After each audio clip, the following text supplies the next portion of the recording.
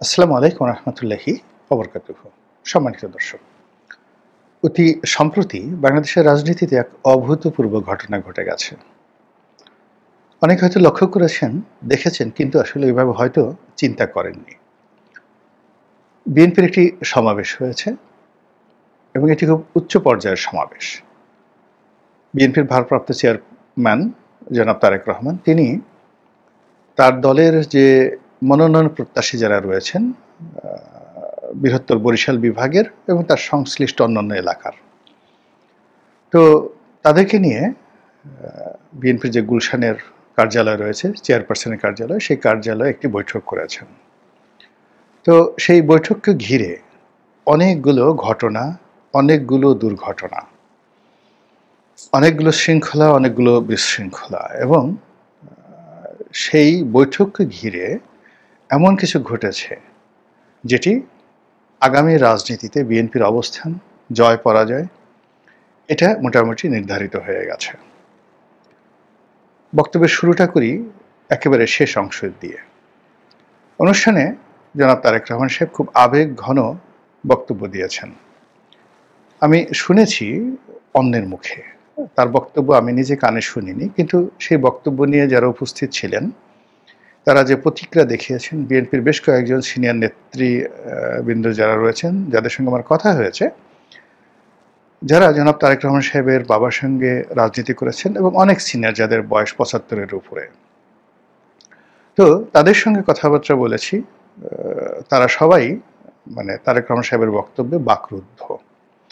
তারা নিজেরাও আবেগপ্রবণ, তাদেরও অনেকে অশ্রু সজল নেত্রে তাদের নেতা জনাব তারেক রহমান সাহেবের বক্তব্য শুনেছেন। বক্তব্যের সময় তিনি নানা কথা বলেছেন, নেতাকর্মীদেরকে আশ্বস্ত করার চেষ্টা করেছেন, সেগুলি নিয়ে কথা বলবো। তার আগে যেটা বলা প্রয়োজন সেটা হলো, কথা বলতে বলতে তিনি একসময় খুব আবেগপ্রবণ হয়ে গেছেন এবং আবেগপ্রবণ হয়ে তার চোখ অশ্রু সজল হয়ে পড়েছিল। তিনি অশ্রুপাত করেছেন কিনা বা কান্না করেছেন কিনা বলতে পারবো না, তবে তার চোখে পানি দেখে তার যারা ভক্ত অনুরাগী, দলের নেতাকর্মী, সবাই আবেগপ্রবণ হয়েছেন। অনেকে অশ্রু সজল হয়েছেন, অনেকে বাকরুদ্ধ হয়েছেন, অনেকে কেঁদেছেন। এই হলো খবর। এটি বিএনপি রাজনীতিতে অভূতপূর্ব ঘটনা। এর কারণ হলো, বিএনপির ৩ জন ব্যক্তি প্রাণপুরুষ। প্রথমে যদি শহীদ প্রেসিডেন্ট জিয়াউর রহমানকে আমরা উদাহরণ হিসেবে দেখি, তো তিনি সবসময় একজন হার্ড ম্যান ছিলেন, মানে আয়রন ম্যান ছিলেন। তার হাসি মুখের ছবি বা খুব যাকে বলা হয় হেসে হেসে কথা বলছেন, ফ্ল্যাটারিং করছেন, এরকম কোনো ঘটনা দেখা যায় না। বড় জোর মুচকি হেসেছেন। এটা হলো জনাব জিয়াউর রহমান সাহেবের ক্ষেত্রে। এবং তিনি কখনো কেঁদেছেন, আবেগপ্রবণ হয়েছেন, নিজের দুর্বলতা প্রকাশ করেছেন, অন্য সব রাজনীতিবিদদের মতো এরকম কোনো ঘটনা নেই। তো এরশাদ বা বঙ্গবন্ধু বা অনেকে এরকম কাজ করেছে, কিন্তু সেটা তিনি করেননি। এই অবস্থাতে তার বিয়োগাত্মক মৃত্যু ঘটেছে। বেগম জিয়া আসলেন। বেগম জিয়া এবং তার পরিবার জিয়াউর রহমানের মৃত্যুকে কেন্দ্র করে কেঁদেছেন, অনেক কেঁদেছেন, সেটা একান্ত ব্যক্তিগত বিষয়। কিন্তু রাজনীতিতে এসে তিনি একবারই কেঁদেছেন, আর কখনো তিনি কাঁদেননি। কখনো রাগ হয়েছেন, কখনো দৃঢ়তা দেখিয়েছেন, কখনো বিরক্তি প্রকাশ করেছেন, কখনো বকা দিয়েছেন। এমনকি পার্লামেন্টে দাঁড়িয়ে তিনি যেভাবে সবাইকে চুপ থাকার কথা বলেছেন, মানে এটা বিরল। তো সেই বেগম জিয়া যখন কাঁদলেন, কখন কাঁদলেন? যখন তার বাড়িটি ভেঙে ফেলা হলো এবং সেই বাড়ি থেকে নিঃস্ব হয়ে, রিক্ত হয়ে তিনি যখন ফিরে এলেন,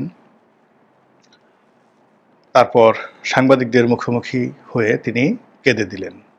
এই দৃশ্য আমরা কখনো বেগম জিয়ার কাছ থেকে আশাও করিনি, দেখিনি, কিন্তু তিনি সেদিন কেঁদেছেন। এবং তার সেই কান্না বিএনপির সমস্ত নেতাকর্মীদের হৃদয় ভেঙে গিয়েছিল এবং অনেকে, যাকে বলা হয়, সেই দৃশ্য যতদিন বেঁচে থাকবেন ভুলতে পারবেন না। কিন্তু ব্যাপার হলো যে সেই দিন তার যে কান্না, সেই কান্নার ফলে তার ভিতরে যে আয়রন লেডি বা আপোষহীন নেত্রী, তো এই জিনিসগুলো যে ছিল, এটি ধীরে ধীরে ধীরে ধীরে যাকে বলা হয় বিএনপির নেতাকর্মীদের মধ্যে সংক্রমিত হতে থাকে, তারা সফট হতে থাকে। তারা আপোষহীন নেত্রীর কর্মী হিসেবে আপোষ করার জন্য নিজেদের শরীর এবং মন তারা প্রস্তুত করতে থাকে, এবং ওই যে বেগম জিয়ার যে কান্না, সেই কান্নাটা এখানে চলে আসছে। বেগম জিয়া 1/11 সময় কেঁদেছেন, বিশেষ করে তার মা যখন মারা গেলেন তখন কেঁদেছেন। যখন কোকো মারা গেল তখন তিনি কেঁদেছেন। তারপর যখন বিচার চলছিল এবং কাঠগড়াতে যখন কোকেকে আনা হলো, অসুস্থ কোকেকে আনা হলো, তখন তিনি স্থির থাকতে পারেননি। তিনি কাঠগড়া থেকে এসে কোকোকে স্পর্শ করে কেঁদেছিলেন। এই বিষয়গুলো ছিল মানবিক, এর সঙ্গে কোনো রাজনীতি ছিল না। কিন্তু তার বাড়ি ভাঙার ঘটনার পরে, বিকজ বাড়ির যে ভাঙা, এই বাড়ি ভাঙার বিষয়টি ছিল অ্যাবসলিউটলি একটা কনস্পিরেসি, এবং বেগম জিয়াকে এবং জিয়া পরিবারকে নৈতিকভাবে দুর্বল করে দেওয়া, ভয় দেখানো, মানসিকভাবে ভেঙে ফেলার জন্য শেখ হাসিনার যে কৌশল ছিল, সেই কৌশলে তিনি সফল হয়েছেন এবং বেগম জিয়া কেঁদেছিলেন। ফলে আপনি চিন্তা করুন, যেদিন থেকে বেগম জিয়া কেঁদেছিলেন সেই দিন থেকে বিএনপির নেতাকর্মীদের যে সাহস, শক্তি, এটা কিন্তু জ্যামিতিক হারে কমেছিল। আর বিএনপি দাঁড়াতে পারেনি এবং এখন পর্যন্ত নয়।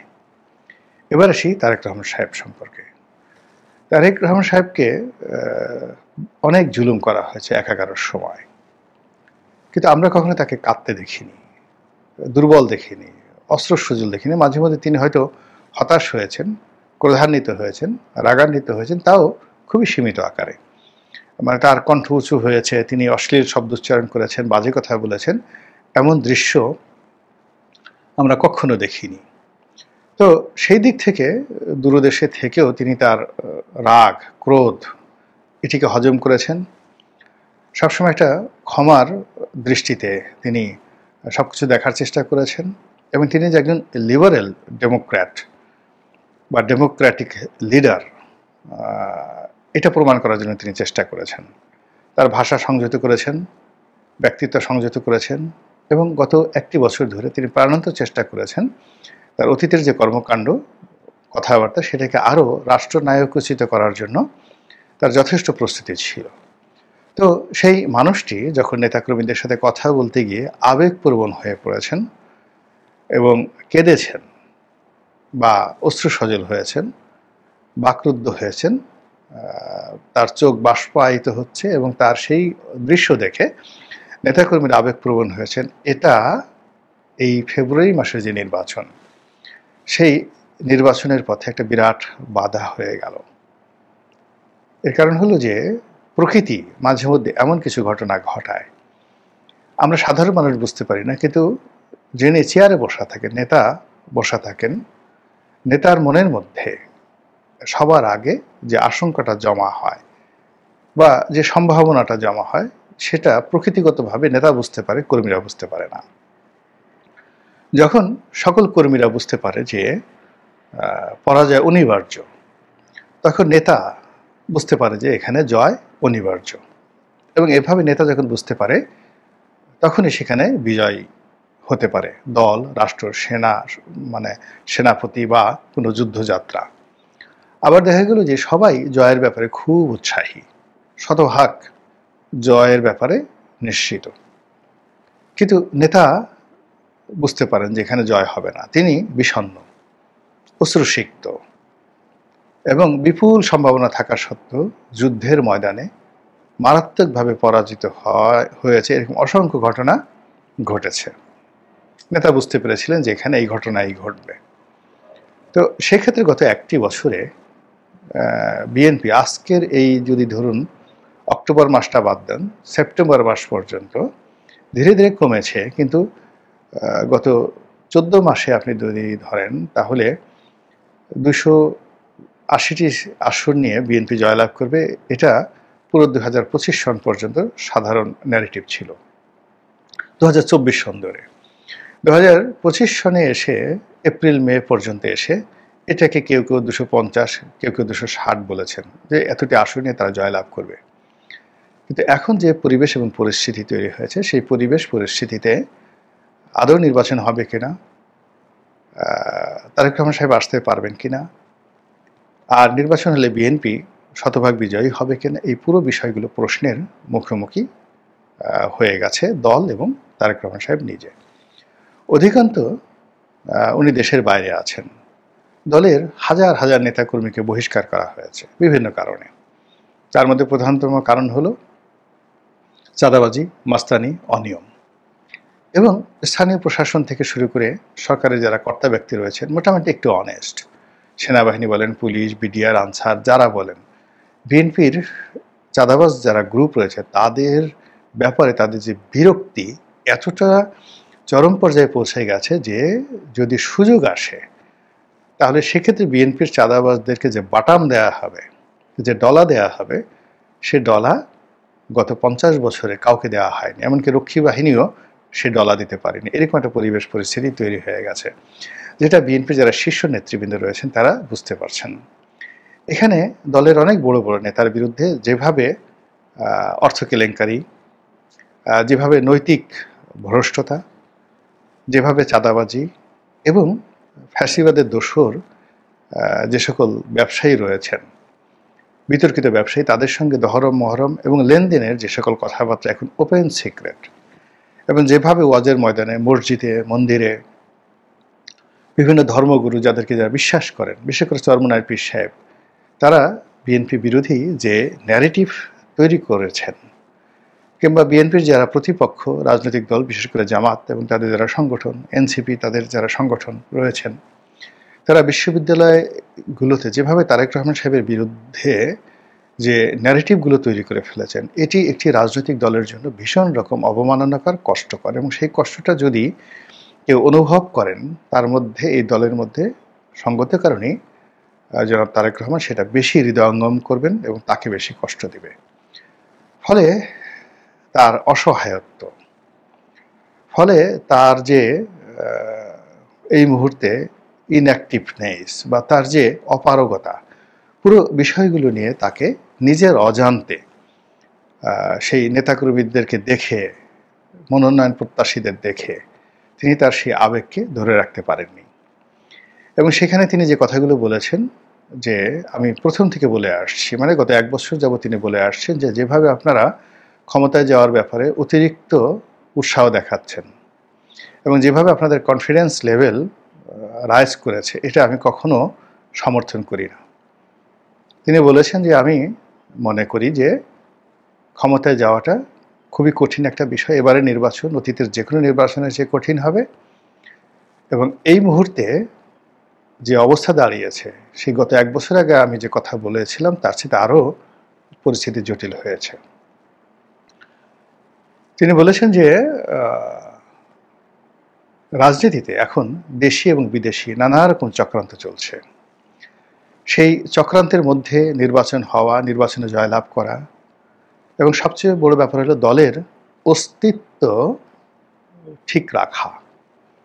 সেই দলের অস্তিত্ব ঠিক রাখাটা এই মুহূর্তে ঝুঁকিপূর্ণ হয়ে গেছে। এজন্য তিনি নেতাকর্মীদের আহ্বান জানিয়েছেন, নির্বাচন, ইলেকশন, দলের মনোনয়ন, এটাকে সেকেন্ডারিতে রেখে এই দলকে ঐক্যবদ্ধ রাখার জন্য আপনারা সর্বোচ্চ শক্তি নিয়োগ করেন এবং দল যাকে সিদ্ধান্ত দেবে তার ব্যাপারে আপনারা সবাই নমনীয় থাকবেন। কিন্তু আপনারা যদি ঐক্যবদ্ধ না থাকেন তাহলে দলের অস্তিত্বই থাকবে না। আর এই কথা বলতে গিয়ে তিনি উদাহরণ হিসেবে তার নিজের মায়ের কথা বলেছেন যে দেখুন, আপনাদের জন্য আমার মা আজকে কি অবস্থা, তার জীবন গেছে, যৌবন গেছে, জীবন মৃত্যুর সন্ধিক্ষণে তিনি আছেন। আপনাদেরকে ভালোবেসে তিনি লন্ডনের সেই জীবন তিনি বেছে নেননি। সন্তানের স্নেহ, পুত্রবধূর আদর, নাতনি জায়মার সান্নিধ্য, কোনো কিছু তাকে আটকে রাখতে পারেনি। সুদূর প্রবাসে তিনি চলে গেছেন। আপনারা যদি সফল হন, তিনি তার এই জীবন সায়ানে এসে নিজেকে যাকে বলা হয় সফল অনুভব করবেন। আর আপনারা যদি ব্যর্থ হন তাহলে এই জীবন সামনে এসে তাকে আবার কাঁদতে হবে। তো এরকম মানে আমি যেহেতু তার বক্তব্য শুনিনি, তার বক্তব্যের ভাবার্থ এরকম হতে পারে। তারপর তিনি তার নিজের কথা বলছেন যে এতদিন ধরে আমি এই প্রবাসে আছি, আপনাদেরকে ছেড়ে আছি, এবং কোন পরিস্থিতি কিভাবে আছি আপনারা খুব ভালো করে জানেন। এবং সঙ্গত কারণ এই কথাগুলো বলার সময় নিঃসন্দেহে তার ভাইয়ের কথা তার মনে পড়েছে, কোকোর কথা তার মনে পড়েছে, যাকে তিনি খুব স্নেহ করতেন। তার মনে পড়েছে তার পিতার কথা, এবং সব মিলিয়ে হয়তো তিনি অশ্রুসিক্ত হয়েছেন, এবং এটা তার নেতাকর্মীদেরকে ভীষণভাবে আবেগ আপ্লুত হয়েছে। কিন্তু মূল ব্যাপার হলো যে ঘটনা এখানে, এটা শুনতে ভালো, দেখতে ভালো, কিন্তু রাজনীতির ময়দানে এই যে পরিবেশ এবং পরিস্থিতি যেভাবে সৃষ্টি হলো, এই সৃষ্টি হওয়ার ফলে বিএনপির যারা প্রতিপক্ষ তারা এটাকে অ্যাজ এ অপরচুনিটি হিসেবে গ্রহণ করবে যে বিএনপির নৈতিক মনোবল ভেঙে গেছে, বিএনপি ভয় পাচ্ছে, বিএনপির মধ্যে আশঙ্কা এবং শঙ্কা দেখা দিয়েছে, এবং এই আশঙ্কা এবং শঙ্কা নিয়ে বিএনপি এগোতে পারবে না, কাজেই তারা তাদের আক্রমণ বাড়িয়ে দেবে। দ্বিতীয়ত হলো যে বিশৃঙ্খলা, যে অপরাধ বিএনপির দুর্নীতিবাজদেরকে গ্রাস করেছে, এই যে তারেক রহমান সাহেবের যে বিনম্রতা, এটি তাদেরকে আরো আহ্লাদিত করবে। এই কারণে তারা ধরেই নিয়েছে যে তারা খুব অল্প সময় পেয়েছে, কাজেই যত পাও নগদ নারায়ণ নিয়ে তাড়াতাড়ি কিভাবে পালানো যায়, কিভাবে নিরাপদ থাকা যায়, বা যারা ভবিষ্যতে এবং বর্তমানে যারা ক্ষমতায় আছেন, ভবিষ্যতে যারা আসবেন তাদের সঙ্গে কী করে নেগোসিয়েশন করা যায়।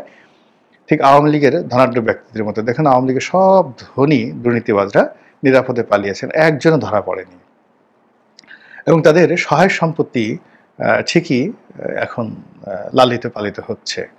তো সেই দিক থেকে এখন যারা অপকর্ম করছে, অবাক করার ব্যাপার হলো তারা বিএনপির লোক, কিন্তু তারা চাইবে না বিএনপি ক্ষমতায় আসুক, কেন বিএনপি ক্ষমতায় আসলে প্রথম যে অ্যাকশন এই দুর্নীতিবাজদের বিরুদ্ধে বিএনপিকে নিতে হবে, কোনো ওয়ে নেই।